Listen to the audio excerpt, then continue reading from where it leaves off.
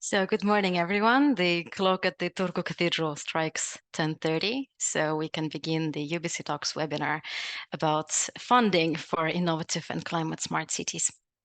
My name is Maria Andreeva, and I'm the communications coordinator of the Union of the Baltic Cities Sustainable Cities Commission, and I'm your host for today.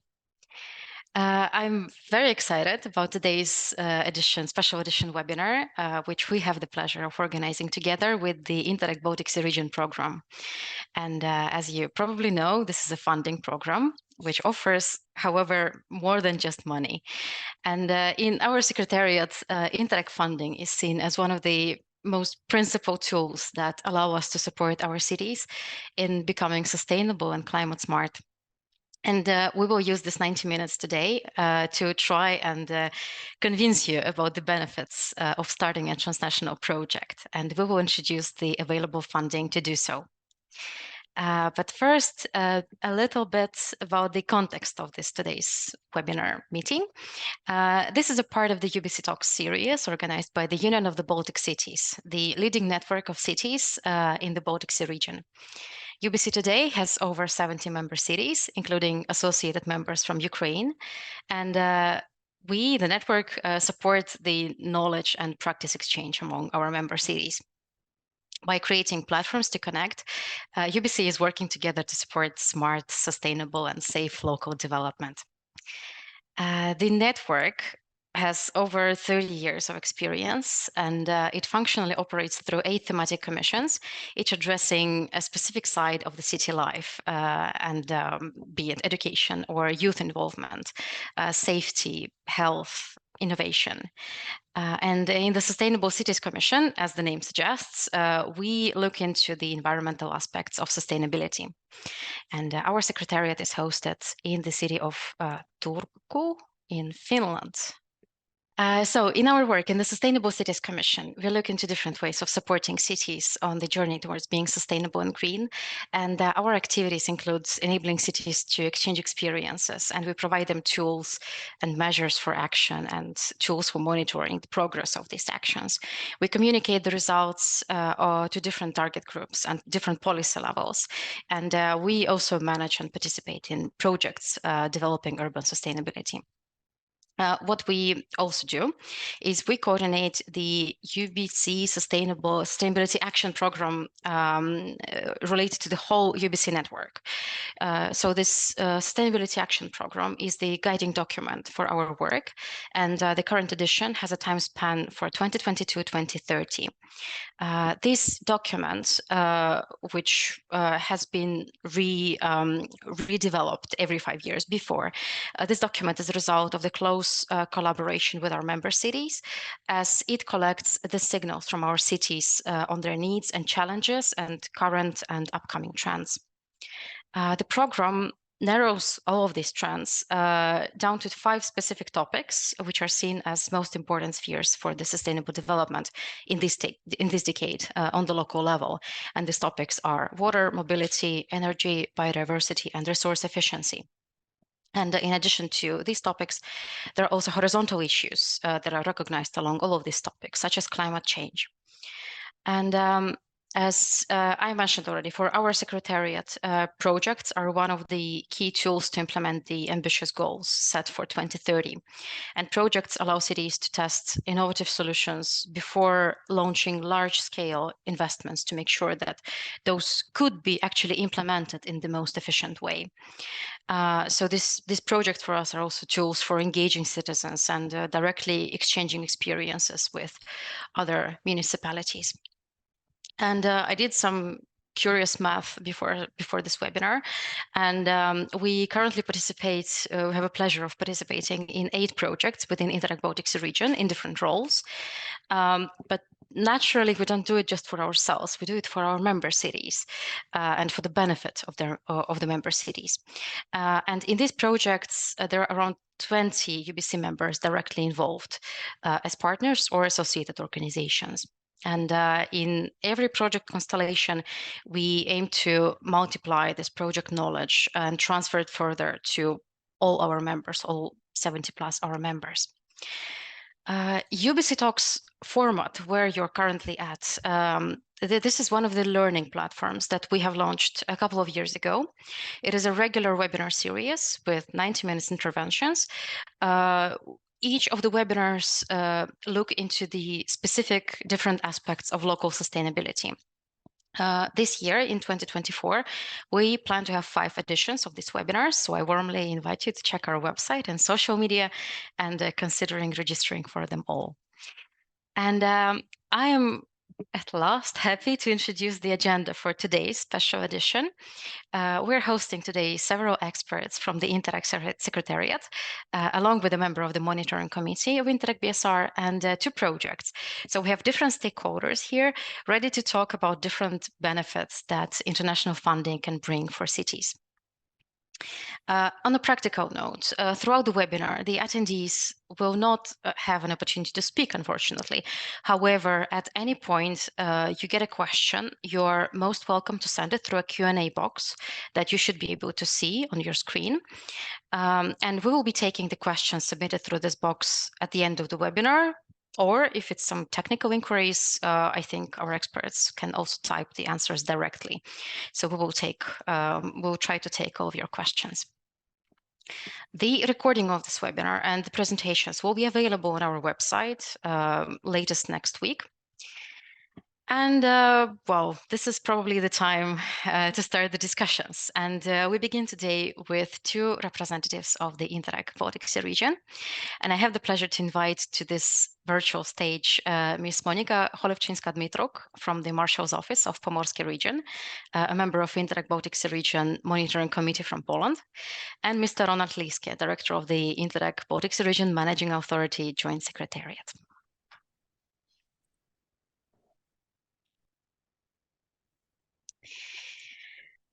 Hello, and thank you very much for joining. So let us, hello. Let us set the ground for more practical advice that will be coming in later. And first, maybe we can concentrate on the strategic vision and how to motivate local stakeholders to utilize funding sources that are available in our Baltic Sea region. So we could maybe start with a couple of questions first to Mr. Liske. So in UBC, just for the context of the audience also, in UBC, both in the operating bodies of the network and among its members, we have accumulated already quite a long experience in regional cooperation in general and in transnational projects in particular. And we are now in the program period 2021-2027. So could you maybe tell us what is new in the current program, Interreg Baltic Sea region, now in comparison to the previous periods? What are the challenges? What are the main regional trends that the current program wants to address? So what would you like to achieve by 2027? Okay, first of all, good morning from Interreg Baltic Sea region program managing authority and joint secretariat in Rostock. So we are here today with a group of colleagues. So you will also hear not only me, but later on Katja and Laura and Oshoya. And yeah, I would like to also thank you, Maria, for co-organizing this event with us. I think it's very important for us to have this joint webinar with UBC because it's the cities are one of the most important target groups of our program, and I hope our webinar today will convince many of you that we are the right program to support you in your cooperation projects. And I can assure you that we have a lot to offer to the cities in the Baltic Sea region. So in this new funding period, 21-27, we have especially designed the thematic focus in a way that it meets even better the needs of public authorities. Our program addresses issues that are of high relevance, I think, to all Baltic Sea cities. We want to make them more resilient and we want to make them greener.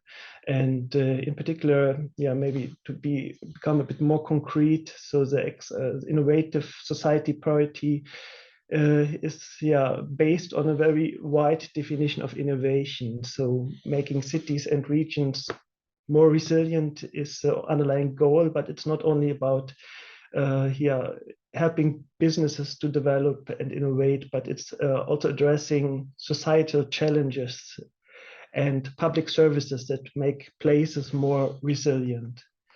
It covers a wide range of topics like social innovation, health, well-being, quality of life, culture, food sector, urban development, so everything which has a contribution to making cities more resilient. And these type of projects, they also make our program or bring our program closer to people. So very often the projects involve citizens directly in their activities. And yeah, I think Laura later on will present you in more detail what we are funding in this Innovative Societies priority. In addition, we are supporting climate neutral societies. And I think also here it's a wide range of topics, and which is also very similar to what Maria presented earlier as topics here you're focusing on. So it's about circular economy, about energy transition, about green mobility, and yeah, really to support cities in this transition into a greener Baltic Sea region, or into climate neutral cities. And finally, I think it's also the type of activities we are funding in our program, which makes our program relevant to public authorities. So it's not only about advancing scientific knowledge, like maybe in Horizon program, but it's really about delivering very practical hands-on solutions. So our program helps the cities and regions to improve their local and regional policies by learning from each other and developing tools and practices together.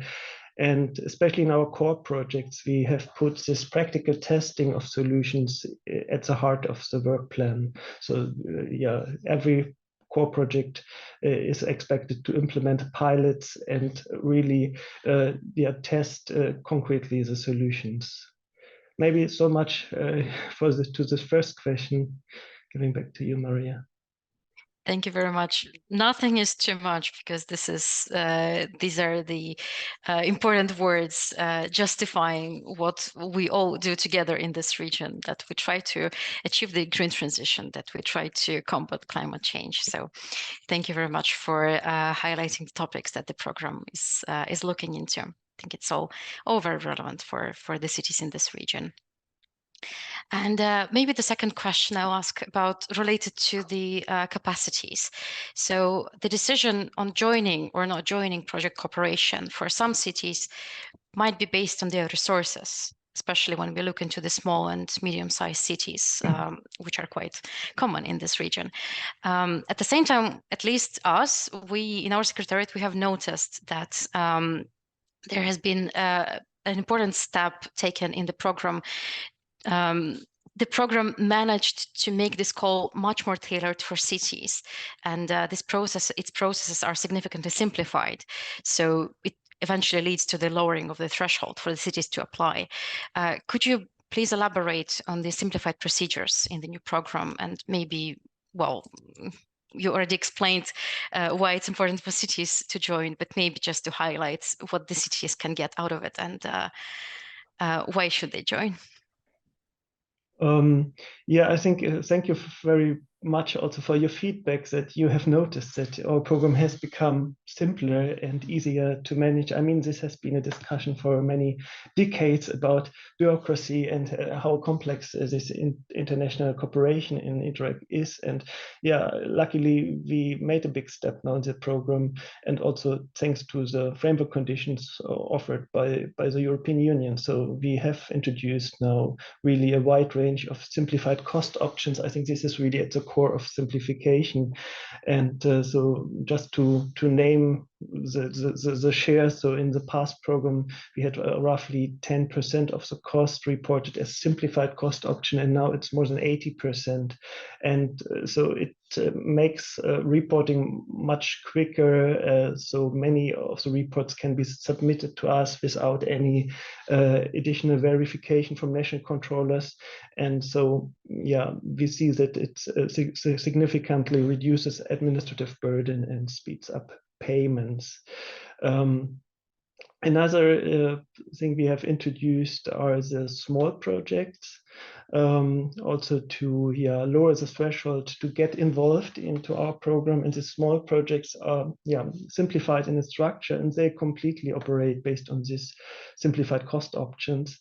And we have been observing good interest in this new type of projects, and also, it has shown that there are more newcomers involved, so the ones who have less experience in Interreg. And they are usually presenting rather promising plans. I mean, it's a bit too early to judge because they are still in implementation, so we cannot really tell about the outcomes. But what they plan to do is quite a lot for comparably little money. And maybe another change in this program I would like to elaborate a bit is also communication. So we have invested a lot into our communication of the program and the projects together. So all our projects are now on one common platform. And so I think it's very important to really present the outputs, make them really visible, because we all know that we are in a time of increasing competition for funding.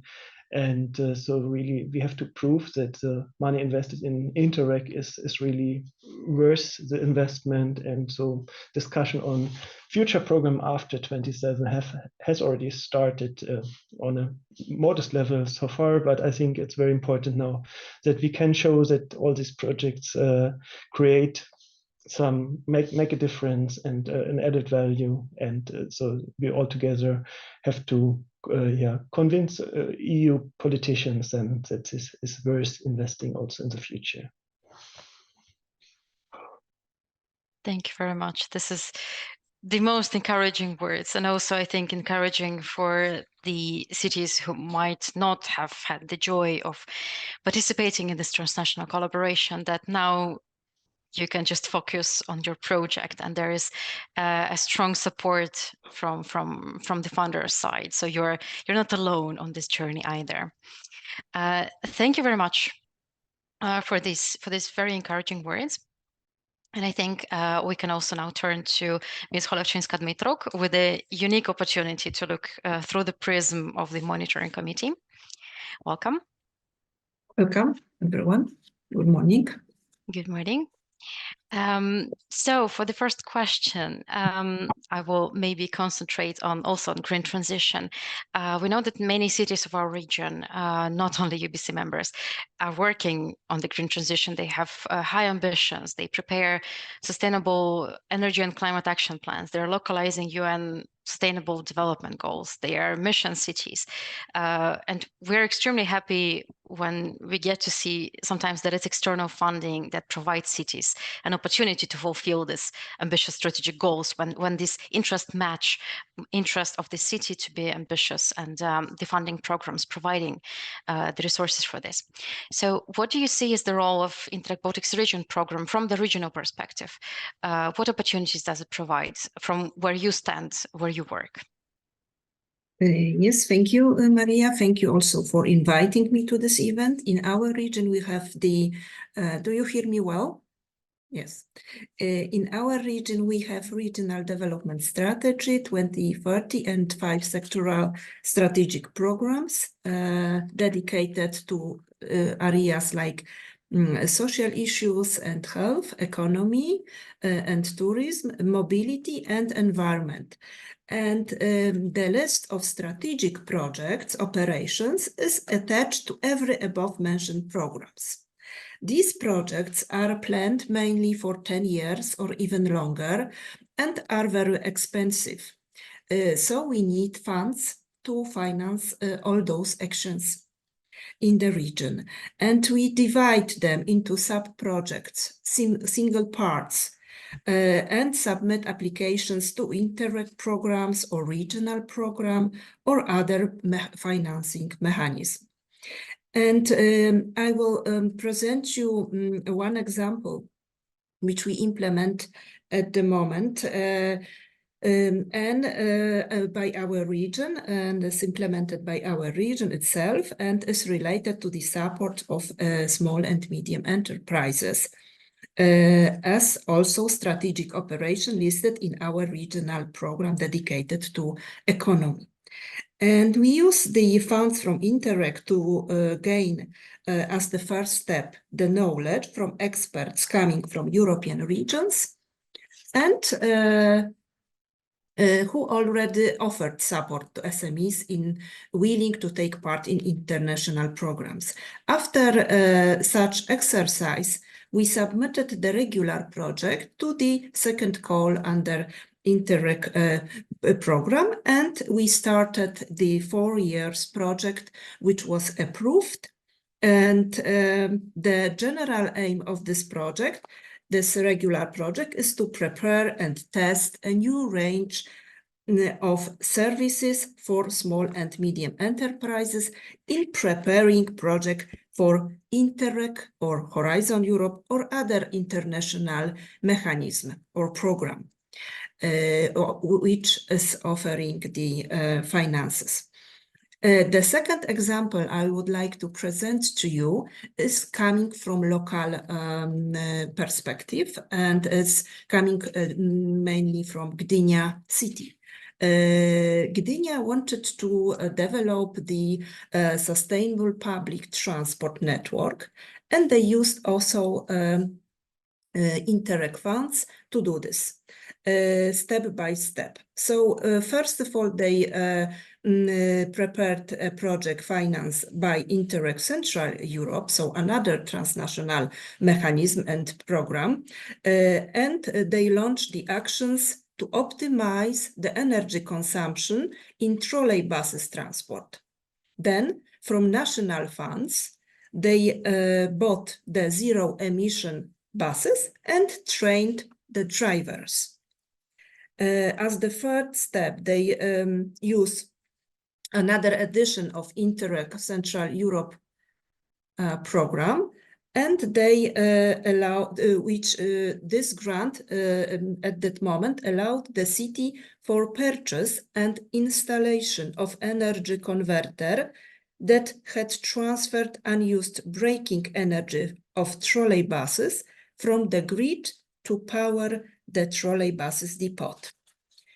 And using Interreg Baltic Sea Region Program edition 1420, in the project with acronym ACT NOW, the city prepared an installation of intelligent control system for local and remote control operation of heaters in the offices building and water heaters in the workshop hall of the trolley bus depot building.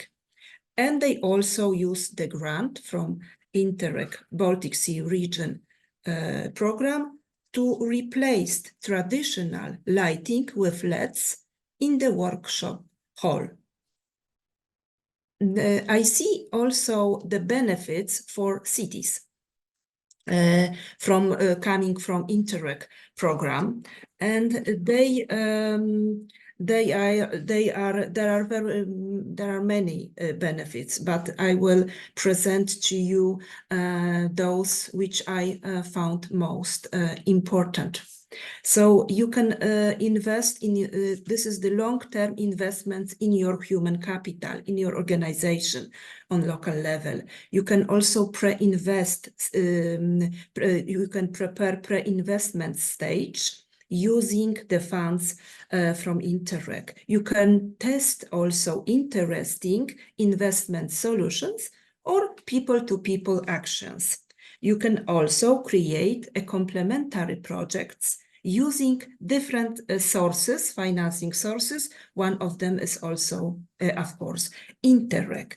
And maybe your regional or national funds you can combine and fund your strategic local operations, which are usually mentioned in your development strategic documents on your local level. So it's good to think about Interreg in the future, and I, of course, promote this program and as funding source for your future actions. Thank you very much. Thank you very much for your inspiring words. Thank you also for the widening the horizons and providing examples with using a versatile funding. I think it's also very relevant for different countries, that you also have you have different sources of funding together with the overarching Baltic Sea region funds. And thank you very much also for the concrete examples. So I think it was very, very useful for the audience. We'll have a lot of examples today. This is just to encourage our audience further. Stay with us as we dive deeper into the subject. But big thank you again for Ronald Liske and Monika Cholewczyńska-Dmytruk for your important words and opening this webinar. Thank you. And now I would like to invite to the stage Ekaterina Latashova, Project Officer at the Interreg Baltic Sea Region, MAJS. I will start using abbreviations at this point. Please, Katya, give us an introduction to the Interreg Baltic Sea Region program. Thank you very much, Maria, and good morning, everyone. Gladly, I will now try to share my screen with you. I hope it will work now. Yes, great. So yeah, my name is Ekaterina and I'm a project officer at MAJS, and I'm very happy to continue with a presentation called Introduction to Interreg Baltic Sea Region, to look a bit into the key features of our program and what have we reached until now, and also what the future holds for us in the third call for applications. Our journey began and continues with our vision to put into practice innovative, water-smart and climate-neutral solutions through transnational cooperation for the benefit of citizens across the Baltic Sea region. Transnational cooperation is the heartbeat of our program, serving as a crucial instrument for delivering positive change in the region for the well-being of our citizens. And our objective aligns with our thematic framework, revolving around three pillars: innovative, water-smart, and climate-neutral societies. With transnational cooperation as our beacon, our program area covers 9 countries, encompassing 8 EU member states and Norway. The program exploits opportunities and addresses issues which cannot sufficiently be dealt with by single countries, but require a joint response by partners from several countries in the Baltic Sea region. And we've reached a big milestone in our program journey. Since the beginning of the program period, our monitoring committee selected 85 projects, and these projects are on a mission to address common key challenges and explore opportunities, leveraging the transnational dimension to create positive change for our Baltic Sea region. What I also want to emphasize is that we are also on a mission to support cities to become more resilient and more climate neutral. What's exciting is that we've already working with 83 cities around the Baltic Sea region that are currently participating in our projects. By sharing knowledge, perspectives, expertise, and ideas, we are not just building resilience and sustainability in individual cities, we are also creating a network of support and innovation that spans borders. As already mentioned, our program revolves around 3 main thematic priorities: innovative, water-smart, and climate-neutral societies. And now let's take a look at how our projects are spread across these priorities. In priority 1, innovative societies, we currently have 29 projects. If you are curious about the topics our projects are covering here, they are, for example, looking at building resilience across various sectors, such as game and music industries, tourism, culture, as well as in the field of e-commerce. The projects are also, for instance, working to boost health services and citizens' well-being. Another example in this priority could be supporting vulnerable groups on the labor market, such as helping refugee women to start their own businesses. Projects are also, for instance, contributing to making the food and culinary sector more sustainable. Now let's do a quick swim through our priority 2, what are smart societies. We've got 25 projects here. They are improving wastewater management by advancing methods for removal of organic micropollutants and pharmaceuticals. Moreover, they are creating smart solutions for reusing and recirculating water. The projects also explore nature-based solutions to improve urban watershed management and to adapt to climate change. What they are also working on is ensuring safe navigation on sea through digital information sharing and risk assessment tools. And here we also have projects looking at practical solutions to combat eutrophication, to ensure sustainable maritime practices, resilient coastal management, and much more. Last, but definitely not least, our priority 3, climate neutral societies. We've got 32 projects here. They are working on a variety of challenges to ensure circular economy approaches, energy transition, and smart green mobility. In particular, projects are working on circular supply chains to combat plastic waste and reduce the environmental impact of glass fiber waste. In the energy field, they are, for instance, fostering collaboration for energy efficient renovations in multi-apartment buildings and also enhancing citizens' engagement to promote climate conscious behavior. And to illustrate our projects for smart green mobility, let me take an example of preparing the airports in the region for using hydrogen as a clean energy source. And there are, of course, other topics as well. And to get a bit a stronger feeling of what kind of projects we funded, I invite you to check our project library on our program portal. And there you'll find detailed insights and success stories and the impacts the projects are making. What you will also notice in our projects is that they reflect our main goals.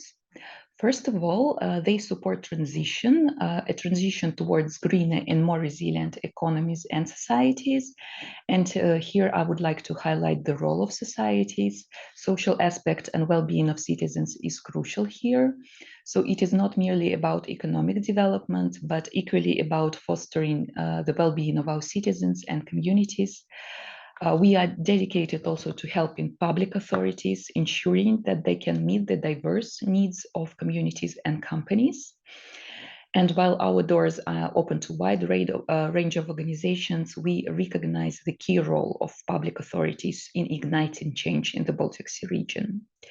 And crucially, our projects are driven by the pursuit of practical solutions tailored for defined users to address the challenges faced in our region. And having said that, today we also find ourselves at a milestone in our program's journey.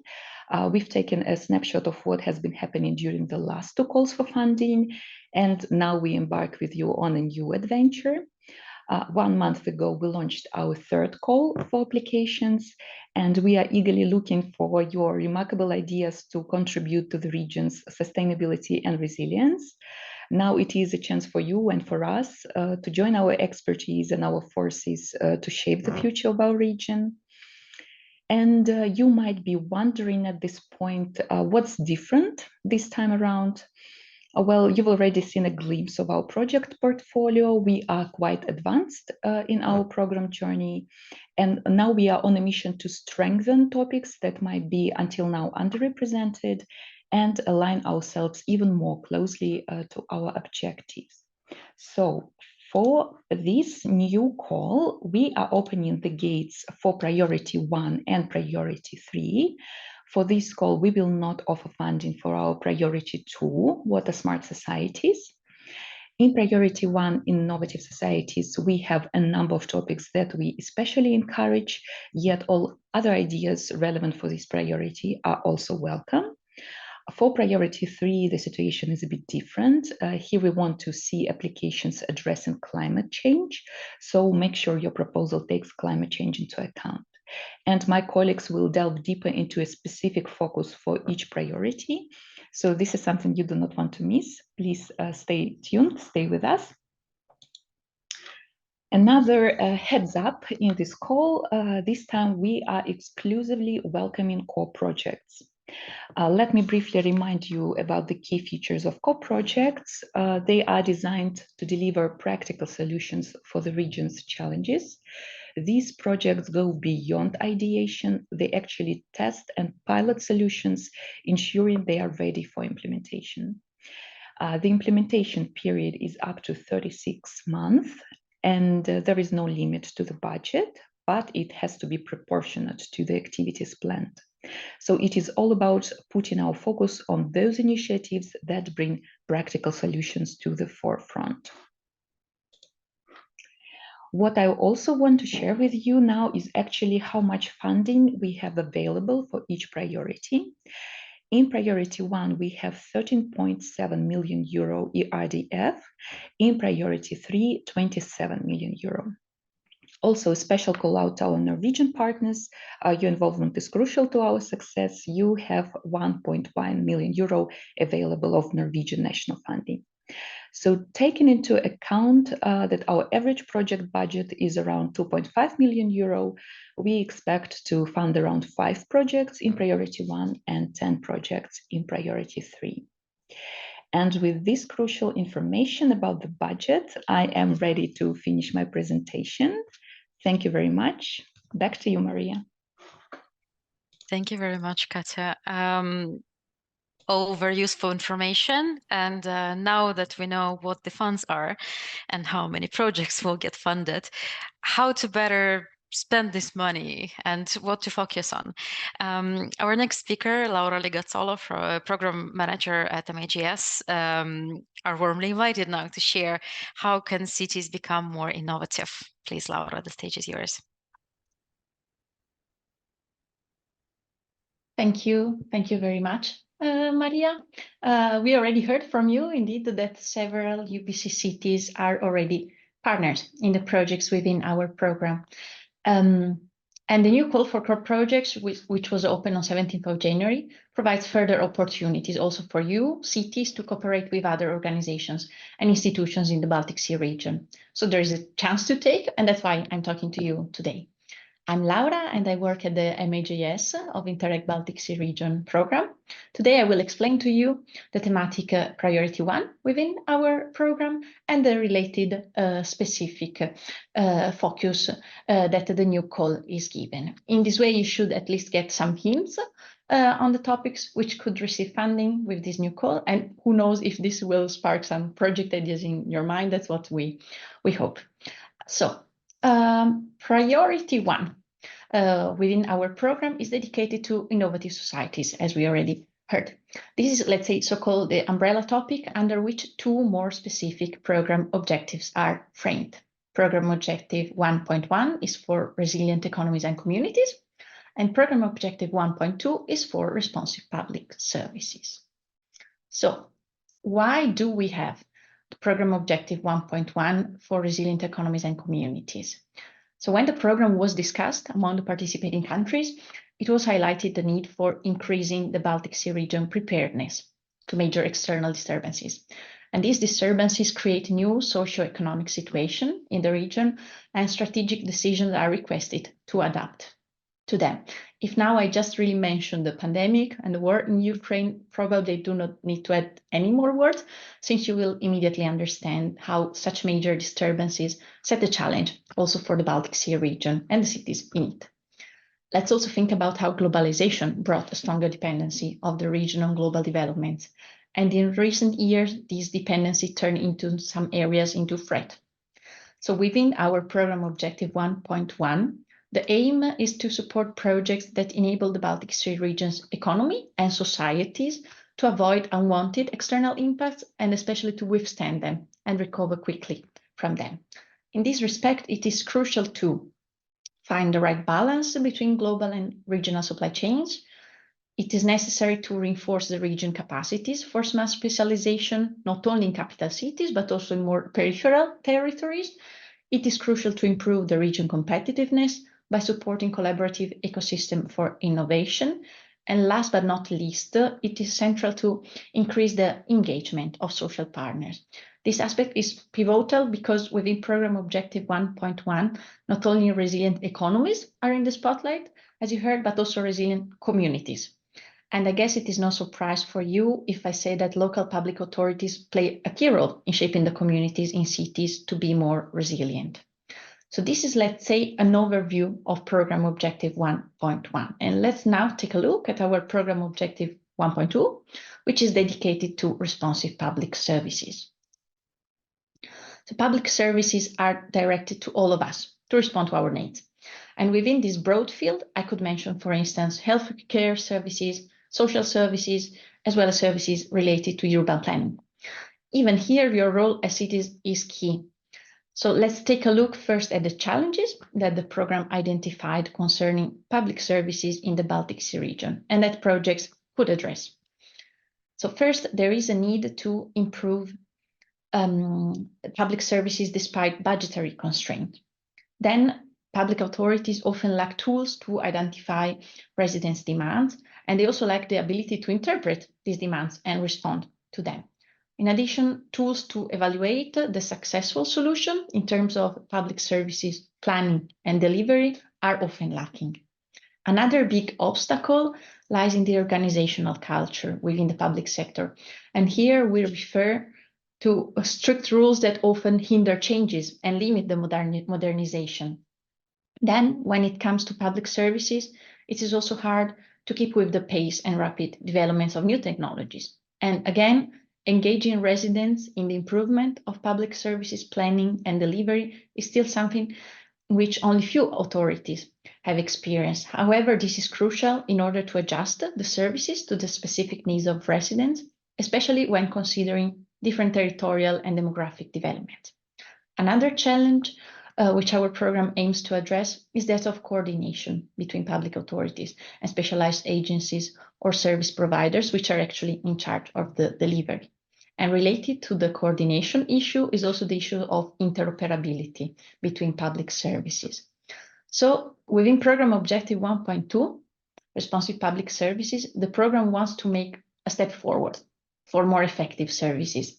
And this means more efficient, less bureaucratic, and able to adapt to the societal challenges. And here I should stress that the program objective is about responsive services. And this means, on one hand, services which are planned based on the actual needs and demands of residents. We could say that they are demand-driven. And on the other hand, responsive services are those which actually fit the recipients they should serve, so that they actually can improve the life of residents. So I just explained to you briefly the scope of Priority 1 and its two program objectives, but the currently open calls set a specific focus in the sense that it invites applicants to address in particular certain defined challenges, and these can be grouped under 2 points that are listed in the announcement note, which is published on our program portal. And you see here on the slides, these are namely, first point, responding to societal challenges. The second point is harnessing digitalization potential. So when it comes to the first point of responding to societal challenges, the announcement note particularly invites applicants to design projects which address these 3 points listed in the call for application. First, enhancing disaster preparedness and prepare responses to extreme weather events. Second, ensuring safeguarding the well-being and safety of communities with particular attention to specific territories and population groups. And third, supporting businesses undergoing transition. So let's take a closer look at each of these 3 points and think about projects involving cities with cities could be doing. Let's start with the first point. Here, the key words are disaster, preparedness, active engagement. And if we go deeper, the wording of the call gives some more hints. Namely, it invites us to think about natural disaster related to extreme weather conditions like droughts and floods. And when it comes to active engagement, the call mentions in particular different levels of actors and civil society. the overarching perspective here is the one of resilience. In fact, the aim is that project increase societal security and the ability to respond to this disaster. To address this specific point of the call for application, a project could, for instance, be led by local public authorities and target them to develop a cooperation model. The project would, for instance, establish residents groups, which would work as antennas to connect the municipality to like the Red Cross and fire brigades to the residents in the different areas of the city. So this would increase, on one hand, the awareness of residents and improve the responsiveness of the cities, because there would be a better coordination with the various stakeholders involved. This is just a hypothetical example, but it goes, let's say, a bit in the direction of the specific focus of the new call for application. Let me give you another hint. You might think, for instance, also of a training program for local public authorities to increase fast decisions and reaction in case of extreme weather events. Local public authorities would, in this case, use virtual scenarios and get trained on possible reaction paths. Let's move to the second point that I mentioned in the call within the umbrella of responding to societal changes. It is the one that you see again here on the slide. And here the key words are geopolitical challenges, specific territories and population, and well-being and safety. This already gives us a bit the main direction for a potential project, in the sense that it sketches the challenge to address, the target group to engage, and the aim to pursue. There are many topics you can consider for this point of the call. So let me give you also here a couple of examples. You could, for instance, think about isolated communities and develop a service to promote social interaction and inclusion using digital channels. Such a project could be led by cities and be implemented together with associations which have a closer, let's say, touch to the citizens, to the residents. Then another project that I would mention to you is not a hypothetical one, but it's an existing. So you know the important role of cities in helping the integration of migrants. And this is not only referring to the economical aspect, but also to the social fabric of cities. I'm saying this indeed because, as additional example for this point, I refer to a real core project which started its implementation in January last year. This is BSI for Women. And in this project, public authorities and business support organizations help women refugees to start their own business and become active community members. And this project goes right in the direction which the current open call points at. In fact, supporting refugee women in taking up a professional activity influences not only their financial situation, but also their social well-being. And with this, we get to the third point that the announcement note list under the topic of responding to societal challenges. You see it again here on the slide. And here, the key words are support, business, transition. You know that with the increasing prices of energy, with the world supply chains being disrupted, for instance, because of the war in Ukraine, and with the pressing need for green transition, businesses are much put under pressure to react and to change their operating patterns.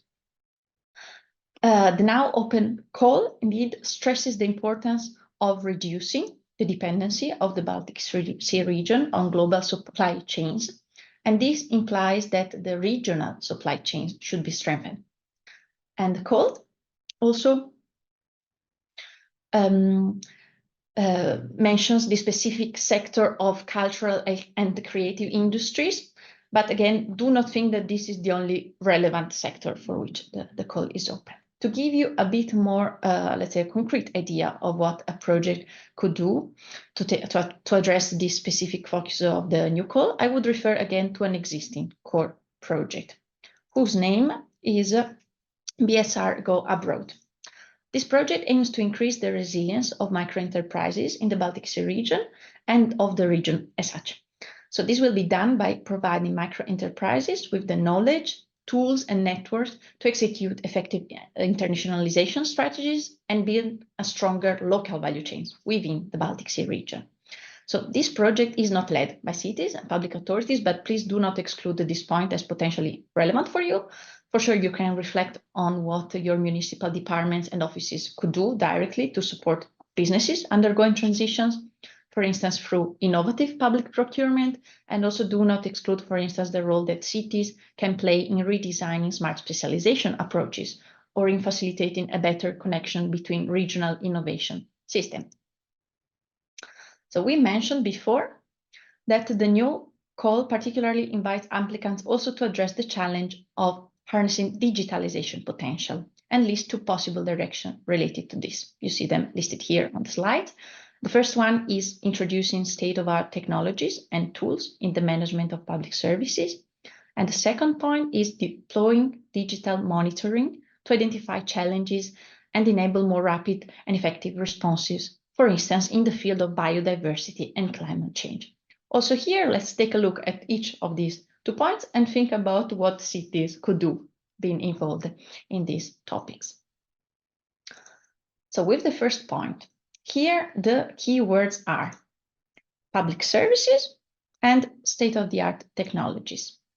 You know that the modernization of public services is a race against the rapid development of new technologies, for instance, like blockchain, like big data analytics or artificial intelligence, which can increase the efficiency and mold public services specifically to the needs of the resident. So this is stressed in our program document. Nevertheless, in the previous calls for application, we had only a few projects which were addressing this topic. This is now why in the new call for application that is now open, this point is stressed again and put again in the focus.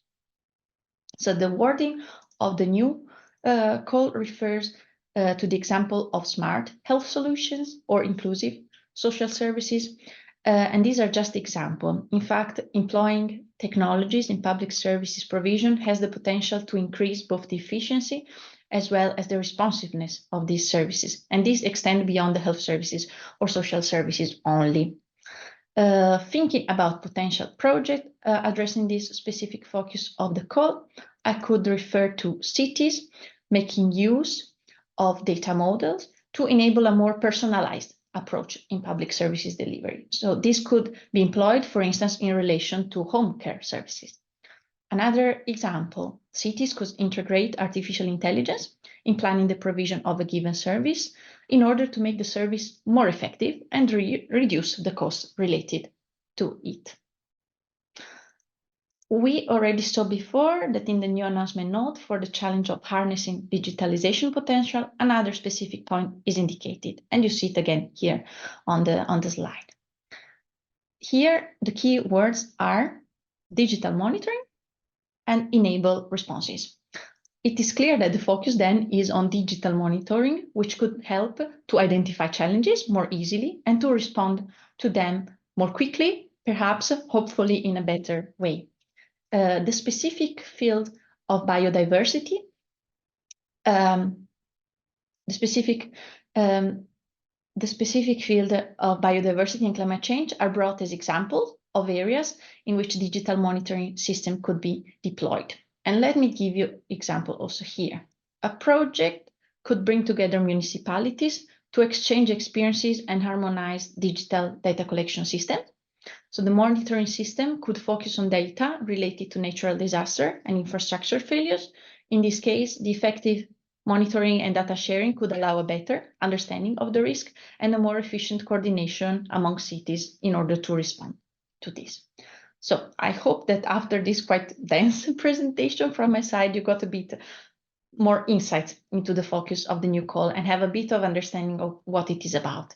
I should also remind you that even if the call invites applicants to particularly address those points I talked to you about, priority 1 is still open for topics beyond them, but still addressing the challenges of resilient economies and communities and of responsive public services. This is it for my side. I invite you very much to check this QR code and go to our announcement note. Thank you very much for your attention, and back to Maria. Thank you very much, Laura. Very, very interesting presentation and very great that you had an array of examples, so that it's easier to apply it to your case. And I'm also grateful for the note on widening the pool of stakeholders, that it can be a local authority applying, but local authority can also consider probably using projects as tools to strengthen their local ecosystems with your local partners. Thank you again, Laura. And it is not only Interreg Secretariat whom we have with us today, we also have project examples. So I also invite now to the stage Stine Kaiding from the project Arts on Prescription. Stine is from Odense Municipality, the lead partner of the project. Hello, and I'm pleased to be with you today. I'm trying to find my presentation now for you. So, will you help me to say if it is shown, Maria? It is shown. It is. Perfect. So, thank you very much for inviting me today to give a presentation of the project Arts on Prescription in the Baltic Sea region that has been granted with EU funding, 2.8 million for a project that is running from 2023 to 25 and includes 13 partners from 7 countries in the Baltic Sea region. The 13 partners in this project decided to send an application for this project, as we could see that there are 2 challenges that we would like to solve together. One challenge is the increase of mental health issues that requires new innovative approaches, because depression, loneliness, and other mental problems are increasing among people of all stages worldwide, not least due to the effects of the pandemic and also the ongoing state of permacrisis. The health and social systems are ill-equipped to meet the growing need of the population to receive support, and therefore policy and decision makers are expected to address this issue through innovative approaches. And one such approach is Arts on Prescription, which is an intervention that connects people with mental health issues to group-based arts activities. Arts and prescription programs have been tested in small scale so far, but they proved to give the opportunities for individuals so that they can increase their self-esteem and confidence and empowerment. Through arts activities, there can be a reduction in anxiety, depression, stress. The group-based arts activities can strengthen the motivation, hope, and optimism of people with mental health issues, and also give them a greater sense of belonging. And in our project, we are developing a generic AOP program that can be tested and adapted in different local municipalities and regions in the Baltic Sea region. Our AOP program is a non-therapy approach, so it's different from other types of approaches such as more traditional therapy or the use of medicine, as it actually aims to create a diagnosis-free space for citizens where they don't focus on their mental health issues, but are involved and have focus on other things, namely varying arts categories that they participate in once or 3 times a week during a program cycle of 8 to 12 weeks. The other reason why we wanted to start up this project is because we can see that arts and prescription have the potential to help people, but that there is a lack of know-how in how to set up AOP programs on a larger scale. And that is because public authorities lack the knowledge on how to set up well-organized, sustainable, and not least cross-sectoral programs, because AOP programs requires that there are people from both the healthcare sector, the social sector, the cultural sector that works together. And that is different, but that's difficult, but it's necessary in order for AOP programs to grow. And also there are hardly any long long-term financial mechanisms in place to upscale these type of programs. So what we are doing is, first of all, we are testing a generic arts and prescription program that can then be adapted to different municipalities, regions, and also cities in the region. And this is actually a recommendation from the WHO that have written a report on the benefits of art into health care systems, and they suggest that local authorities test AOP programs in a larger setting, so we can make sure that AOP programs can suit different local authorities' needs. And we're also developing a practitioner's guide that will be aiding persons in municipalities and regions to plan, test, and implement AOP programs. And the guide will also link to different training material and best practices. Another thing that we are developing is an information material to decision makers to raise awareness of the value of AOP programs and also the economic benefits there are when investing in such programs. And this is something that has not yet been done priorly in the necessary scale. Most information about AOP programs is at a very academic level and is primarily research reports on the benefits of AOP programs. So we need to give the precise information to the decision makers. And then we are also developing an evaluation framework that can show results and evidence on how well AOP programs have run locally. We expect through this project to help local authorities establish sustainable cross-sectorial collaborations, to provide the necessary tools, methods, and best practices that can support and improve practitioners' ways to set up AOP programs, that we will develop the right set of arguments on the value of AOP programs and how they can be benefiting different policy areas, so that decision makers will prioritize to integrate AOP programs in healthcare offers. And we will also try to provide the financial arguments on why it is worth to invest in AOP programs, so we can also help to establish long-term funding schemes. We are very happy that we received the money from the Baltic Sea region Interreg program, because the money allows us to really develop solutions together that can upscale and improve AOP programs to become integrated part of the future healthcare solutions in the Baltic Sea region. It allows us to test and improve ideas and methods at a transnational level. That means that we are all gaining more knowledge and inspiration on how to overcome challenges also locally. And last but not least, the program provides us with the necessary startup funds for really developing and testing the potential of the programs, so that the results that we are creating can be shared with the decision makers, and so they can see that it will indeed be worthwhile for them to provide the necessary long-term funding. Yes, that was all for me. And I have also, of course, my contact information here, and a link to our project site if you are interested in knowing more about the project and also about the partnership. So thank you.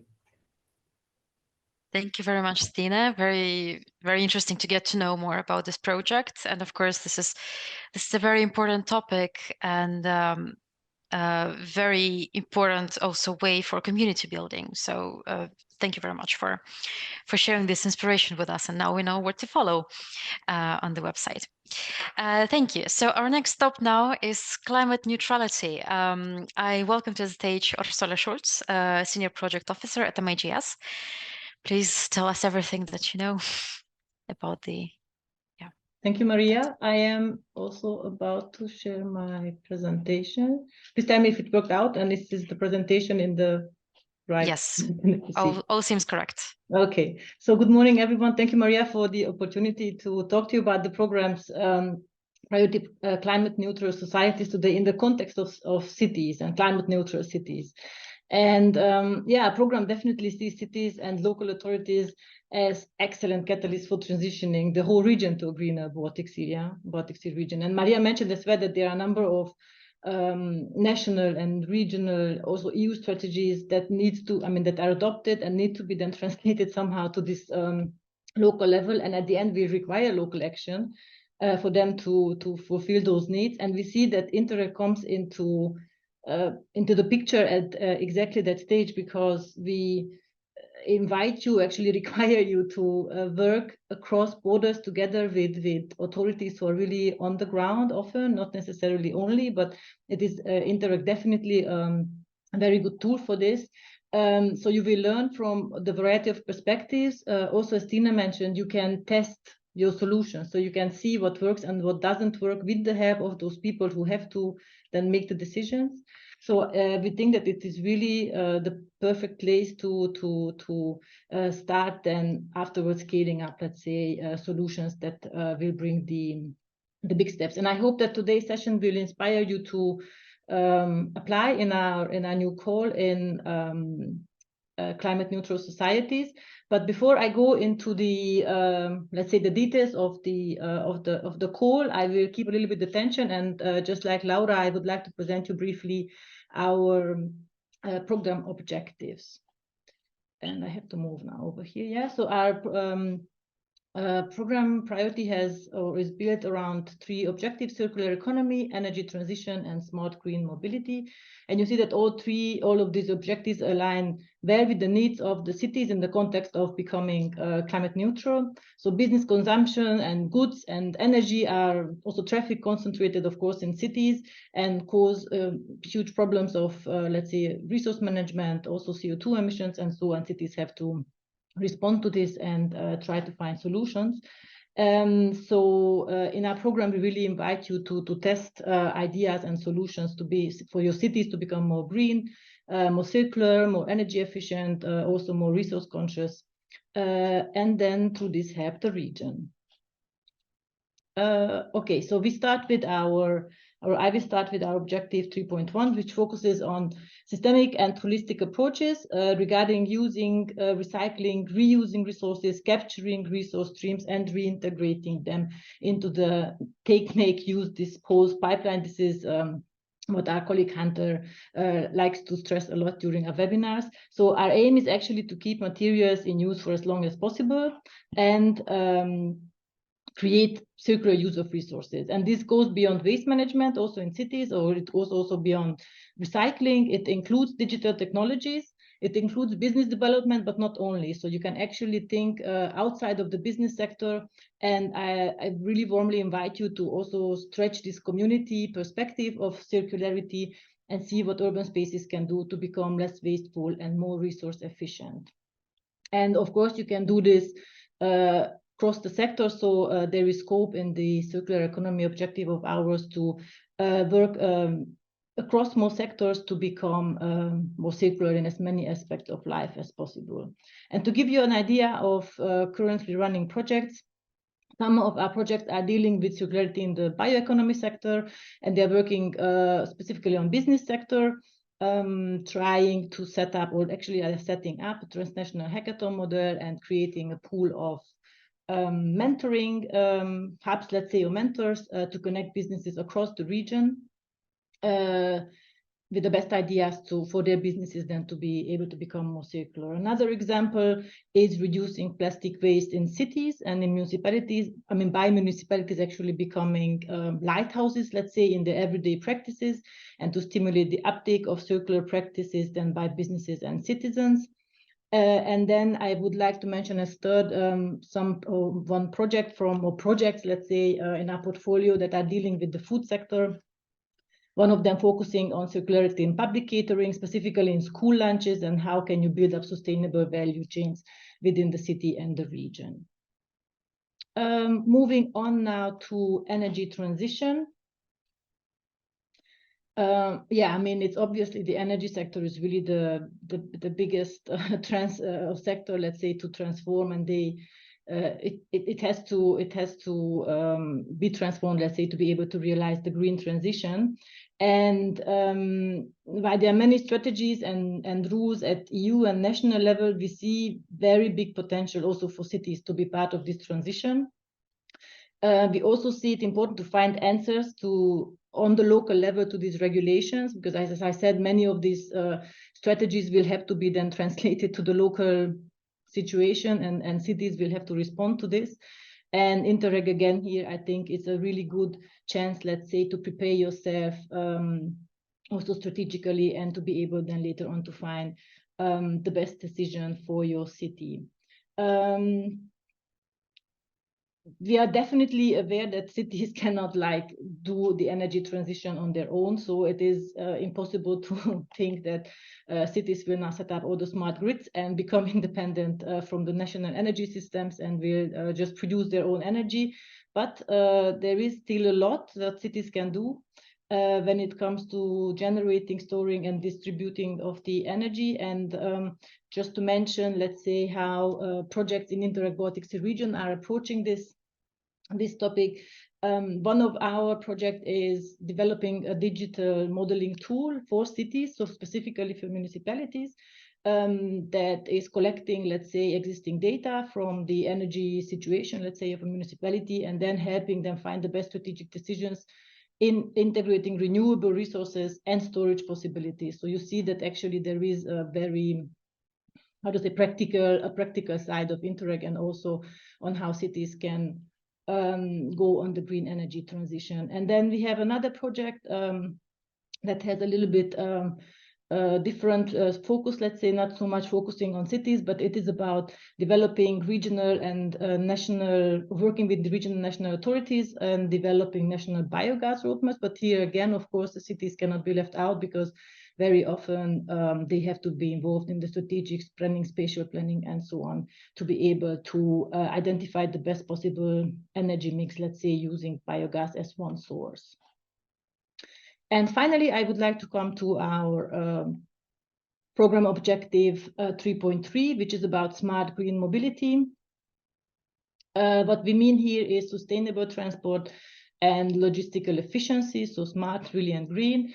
And in this context, cities, in the context of the cities, I think you're probably much more knowledgeable on this than I am, but all the cities, or most of the cities, need to reduce car transport, need to tackle the CO2 produced through transport, make better choices of integrating public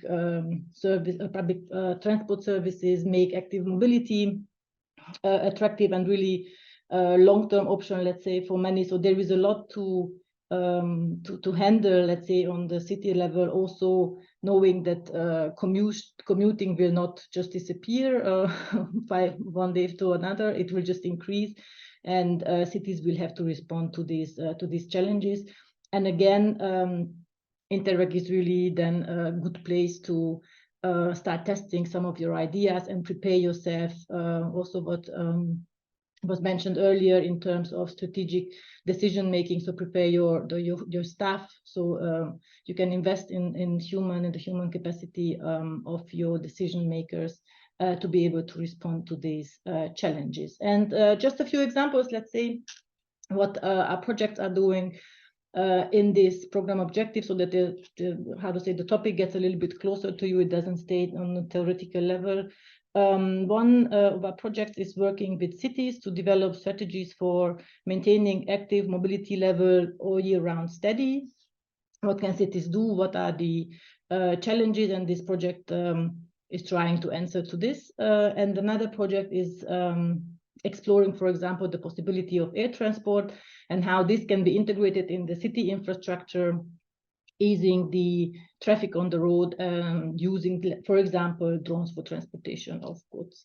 So you see that there is really a quite rich portfolio, and there is a lot of directions that you can take in this program objective, program priority.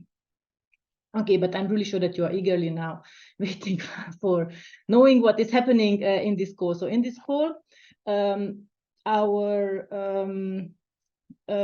priority 3 projects have a requirement to focus on climate change. So each and every project that the program will finance will have to tackle or take the perspective of reducing emissions, of saving resources, decarbonizing some industries, adaptation strategies, supply chain sustainability. So you have to demonstrate really how you are addressing the perspective of climate change in your project idea. But of course, climate change is a really huge topic, and we are aware that this is nothing to be done, let's say, on a local level only. So our member states actually provided more guidance in this sense and broke down this topic into 4 specific thematic blocks. And the first one is planning processes in sectors key to mitigating climate change. So some projects can address the climate change issue, let's say, across the program objectives from this perspective. So what can the sectors key do? How can they make better prepare planning processes? Then we would also like to address the social aspect of climate change through participatory and inclusive approaches. So we invite projects to tackle this as well. So especially thinking about vulnerable territories and groups, that no one is sort of left behind or forgotten. Then we invite projects to develop ideas on generation, distribution, and storage of energy, and promoting circular practices, as I said, not just on the business, but also on community level. So this is probably still very big for you, which I can totally understand. So just like Laura did, I would like to give you a few examples just to illustrate approximately how does the program, let's say, translate this message into project ideas. So when we talk about planning processes in sectors key to mitigating the climate change, especially when we take the perspective of a city, what you can do, or what a project could do, is, for example, working on greening transportation on the last mile. And specifically, you could think of collaboration tools with businesses, and how can you implement, let's say, cargo bikes on this last mile transportation to make the city less CO2, reduce the CO2 emissions, and make transportation in the city greener. So you see here the key sector is, of course, the transport sector. You see the city perspective, you see on the planning processes, so that these kind of planning processes become part of the everyday strategic thinking of cities. And they get trained on this, they get a better knowledge, they know how to start these processes. If we continue with generation, distribution, and storage of energy, I think here the message is quite clear. So what can a city do, let's say? So you can think in terms of establishing positive energy districts, for example, and what does it take? So whom do you have to take on board for this? Again, this cross-sectoral collaboration, what was mentioned by Stina and also Laura, and you can focus, for example, on vulnerable neighborhoods and how can you make them energy positive. What strategies you have to implement, what tools do you need? Coming to the participatory and inclusive approaches, here the focus is really on this fair transition, and a city, for example, could think of using circular hubs with entrepreneurs and citizens, and try to develop or set up sharing economy initiatives that support also the circular aspect, let's say, of communities. And as last, I would like to take the chance to mention a possible project direction for promoting circular practices. Here, for example, a project a city could take, or city together with other stakeholders could take public procurement, green public procurement specifically, to see how you can restrict single-use products in selected areas of your work. So as I mentioned, these are not, but these are just illustrations, let's say, of possible project ideas. And under no circumstances, it's like the program is expecting you now to develop a project exactly on these topics. We try to do this just to break down the topic into more understandable chunks. So maybe just for a recap, so in In priority 3, you have to definitely, when you're thinking about your project, you have to check if your project idea fits into one of the program objectives, circular economy, energy transition, or smart and green mobility. You have to make sure that you take climate change in focus, and then you have to also focus on one of these 4 building blocks when you are developing your project idea. And we hope that this is not just a requirement, but it's maybe also a little bit of a guidance for you, helping you sort of to break down big topics which are seem impossible to solve into smaller parts, and it will be helpful for you to start at a reasonable and realistic stage. And as last, coming again a little bit to how Interreg works and what are our expectations. So we understand, of course, that all these topics sound now very big, and we also understand that they will not be solved on by a project running for 3 years, let's say, on a 3 million euro budget. But there is how to say, good potential in this project. But a must-have, let's say, for you is to make sure that you, among all these more generic topics, you find really one specific challenge which is important for you, that you really want to solve also for yourself. I think this was one advice given by an Estonian project at an Estonian event by one project. So find really something that is important for you to solve, then find your partners across the region who can share with you different perspectives.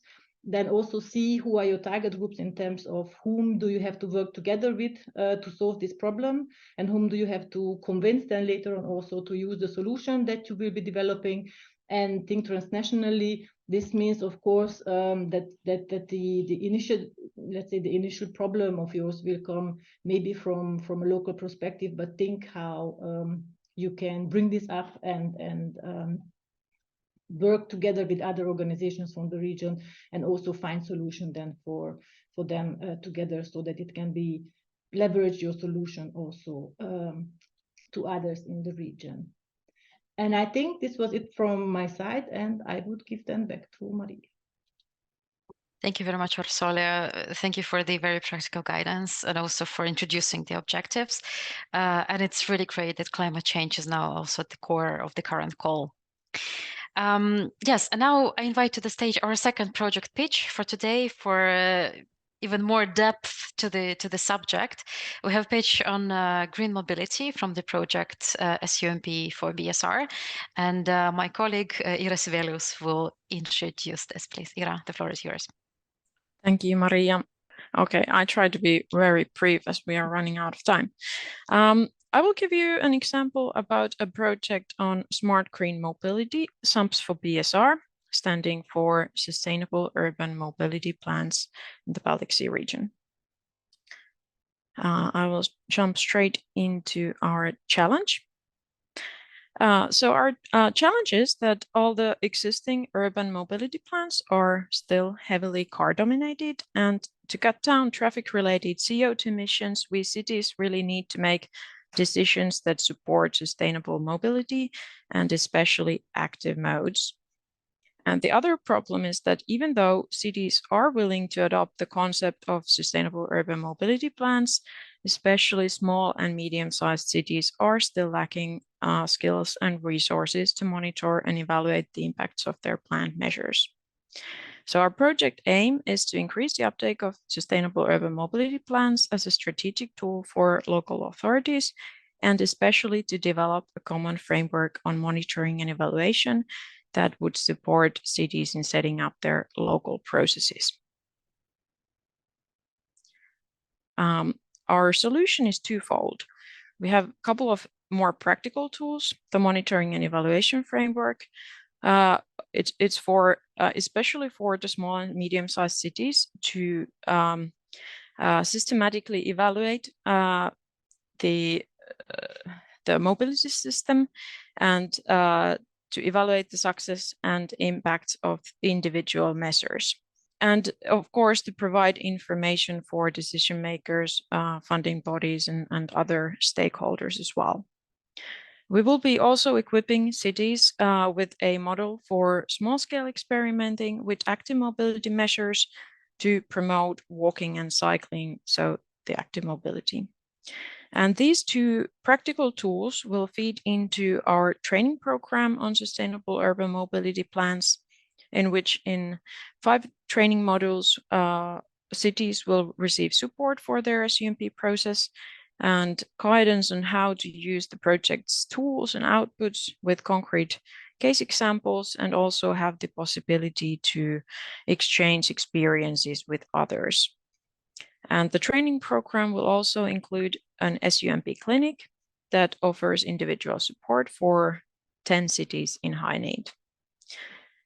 In the end of the training program, we will also make the training materials available for larger audience via updated Baltic Sea Region SUMP Competence Center. Our project targets cities and their relevant departments responsible for sustainable urban mobility planning, as well as national authorities who have a vital role in supporting the local authorities in the development and implementation of the SUMPs. And the target groups are also part of our project consortium. We have 9 project partners and 8 associated organizations. And the associated organizations support our project implementation and form a cross-border advisory group that the aim is to exchange information about the national contexts and frameworks and current practices on SUMPs. Here you can also see the partner cities. And we will be doing pilots in 7 partner cities on 2 kinds of focus areas: evaluation and data collection pilots, and small-scale experiments for promoting active modes. And the project solutions are tested and validated in these local pilots. So that they also work in different national contexts. And we are also very happy for the support from the Interreg PSR program. We couldn't do this without it. We will be developing the solution in collaboration with Baltic Sea Region cities, but also for them. And together we are supporting the transition towards more sustainable urban mobility planning. If you want to learn more about the project, you can visit our project webpage or then contact me by email at this address. Thank you for listening. Thank you very much, Ira. And for all of the audience, of course, as with the previous project, you can find more information on the website. Just mark down the name of the project. I think we're a bit behind the schedule and we don't have any pending questions. So let's go straight into the wrapping up. So I invite back on stage Katja to tell us the vital information I'm sure everyone has been waiting for. What is the next stop for the cities that are now successfully convinced in trying out project funding? What are the dates? What is the main information to take away? Thank you very much, Maria. I'm happy to share this information, and I'm also too happy to share my presentation, hopefully now. Yes, can you see it on the screen? Yes. Wonderful. So concluding remarks from our side concerning the practicalities, so how to prepare and actually apply for our funding. Let me share crucial dates to mark in your calendars when it comes to submitting your applications. The journey begins with preparing and submitting your project idea form and requesting access to BAMOS Plus, which is our online exchange system, and you have to do it by 17th of April. And here I would like to highlight that we do not assess project idea forms. They do not have to be perfect, but this is an obligatory step in the application process and you cannot skip it. This is crucial. So you have to submit your project idea form by 17th of April to get access to BAMOS Plus and to start working on the application. In the project idea form, you can also indicate that you would like to have an individual online consultation with us. And we will be happy to provide you with our feedback on how to improve your idea. And the grand finale, a fully fledged application form needs to be submitted by 21st of June, 4 p.m. Central European Time. Yes, and we collected all important information and guidance for you in our gateway for applicants at our program portal, interreg-baltic.eu/gateway. There you will find all the necessary documents to get access to BAMOS Plus and to apply for funding. You can find there the announcement note, project idea form, a pointing document for BAMOS Plus, partner declarations, and much more. The crucial guidance materials are also available at our gateway, so you can find there our program manual, information materials. You can also watch our tutorials, and there we'll also publish information about the forthcoming webinars. So I really encourage you to explore the gateway. And actually, speaking of the webinars, tomorrow and on Thursday, we will have our good quality co-project webinar. Tomorrow, we will focus on shaping content, and on Thursday, planning finances. The registration is actually still open. I will also now try to share with you the link in the chat so you can register and benefit of this opportunity. Let me try to figure it out. I hope now you have it. And I also want to introduce to you our matchmaking platform, where you can find partners to support your project idea, or to build new partnership and connect with people from other projects. It has very flexible settings, so you can decide who and to what extent can access the information you publish. So you can make your idea visible to everyone or limit access upon invitations. So we hope that you can also join this platform and benefit from it. I also want to use this opportunity to invite you and shape the future of Interreg transnational cooperation together. The European Commission has invited all Interreg programs to collect views from beneficiaries, supporters, and people who use Interreg results in practice and have ideas what transnational cooperation should look like. We prepared a survey where you can tell us which topics are important for transnational cooperation, what you think works well in Interreg programs, and what could be improved. Your opinion is very important to us. It won't take a lot of time, around 7 minutes. You can see the link and QR code on slide, and I will also share it with you on chat. Hopefully it will work now.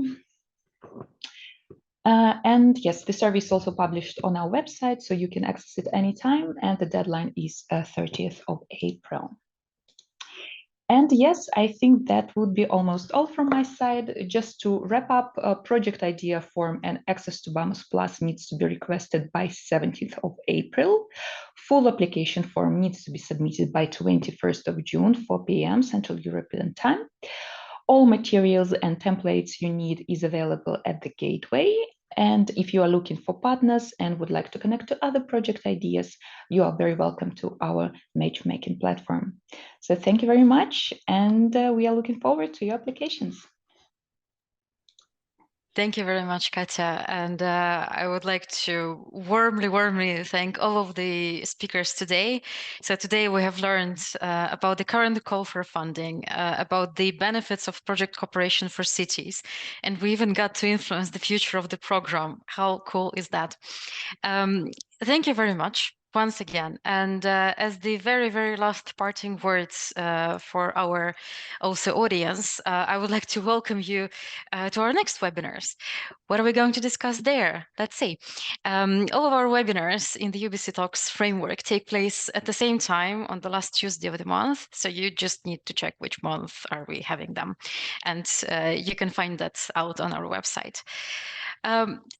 Big thank you for everyone who joined today, and let's cooperate further. Thank you.